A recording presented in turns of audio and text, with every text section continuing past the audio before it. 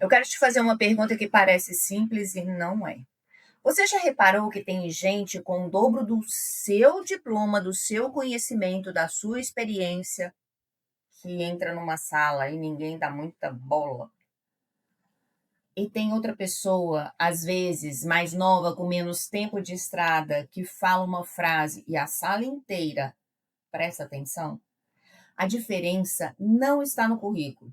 Já vi líderes, advogados, com muitos anos de experiência sendo ignorado por pessoas mais novas numa reunião. E vi gente com 5 anos de profissão conduzindo negociações de 7 dígitos de dar inveja, com uma segurança, assim, impressionante. O que muda não é a experiência, não é o cargo, é uma coisa muito simples e muito mais desconfortável de admitir: a relação que você tem com a sua própria certeza. Então, aqui, vem comigo, que eu vou te mostrar exatamente onde está esse divisor de águas e que, na maioria dos casos, ele está bem debaixo do seu nariz. O erro de achar que a autoridade vem de fora. Pois é, a maioria das pessoas passa a carreira inteira querendo conquistar a autoridade através de sinal externo. Cargo mais alto, escritório maior, título mais bonito no cartão. E deixa eu contar, eu entendo o motivo, até parece lógico. Só que não é assim que funciona. Deixa eu te trazer um exemplo aqui. Um cliente sócio de um escritório bem estabelecido e que tinha um título, currículo, olha, tempos de casa. Mesmo assim, toda reunião, ele era o último a falar e o primeiro a ser interrompido. O problema não era o cargo dele, era que toda vez que alguém questionava um ponto, o que ele fazia? Ele recuava. Não porque estivesse errado, porque tinha medo de conflito. Você tem medo de conflito? Autoridade não nasce do crachá, nasce da sua relação com a própria decisão.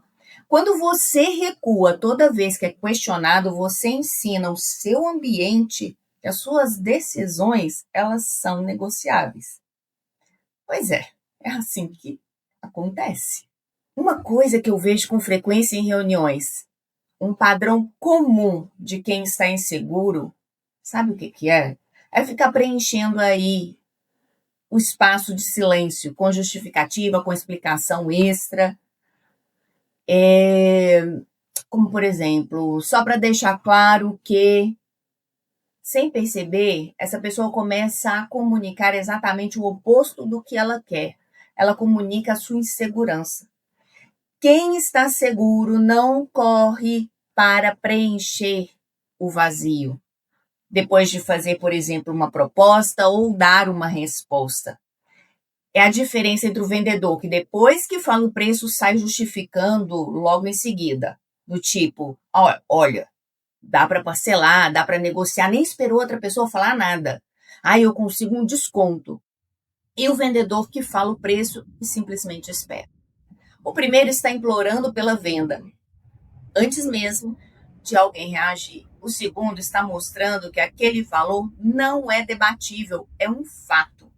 Silêncio estratégico não é frieza. É a demonstração mais clara que você não precisa da aprovação de ninguém para validar o que você acabou de dizer. E aí tem um ponto interessante, né? Você não pode agradar todo mundo e liderar ao mesmo tempo, infelizmente. Essa verdade, ela dói. Se todo mundo gosta de você, provavelmente você ainda não tomou nenhuma decisão de verdade.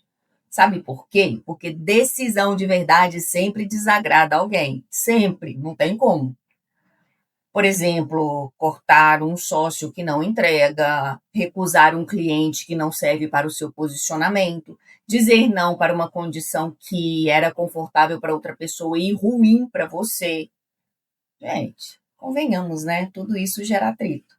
E o profissional que ainda está preso na necessidade de aprovação vai suavizar essas decisões até elas perderem o efeito. Vai criar um meio termo em cima de meio termo até ninguém mais entender qual é a posição dele.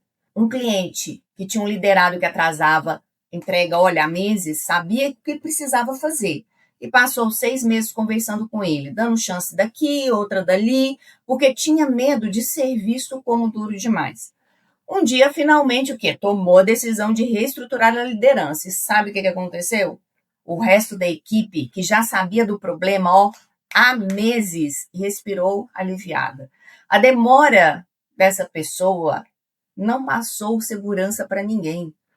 Passou a mensagem de que ela mesma não confiava no próprio julgamento. Então, quando você toma decisão, você divide opinião. Essa é a verdade. E está tudo bem, não tem como agradar a todos. Divisão não é sinal de que você errou, é sinal de que você finalmente decidiu alguma coisa. Até porque, né? Coerência é o verdadeiro ativo. Isso é um ponto importante.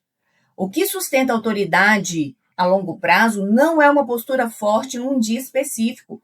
É essa coerência repetida ao longo do tempo. É o seu discurso bater com a sua entrega. É o seu sim daqui 6 meses, da mesma forma, valer como ele vale hoje.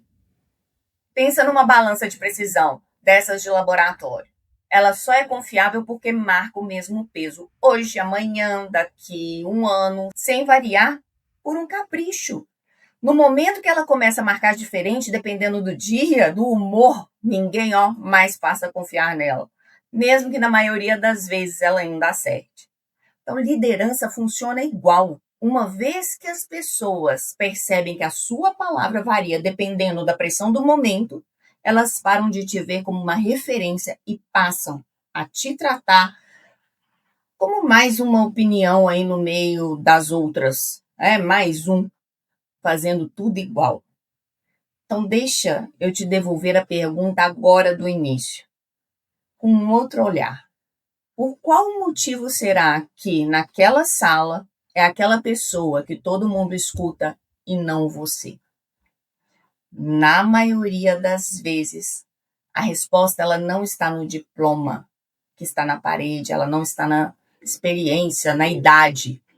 Está em quantas vezes essa semana você recuou de uma posição só para evitar desconforto ou conflito. E aí eu quero saber de você, qual foi a última vez que você segurou uma posição, mesmo sabendo que ia incomodar alguém? Me conta aqui nos comentários. Esse tipo de história me interessa ler. Se esse vídeo abriu algum ponto cego para você, segue o canal, ativa o sininho, porque eu trago esse conteúdo de execução de decisão toda semana. É sempre uma conversa que muitas vezes as pessoas querem correr. E não, aqui a gente enfrenta. Então eu te vejo no próximo vídeo.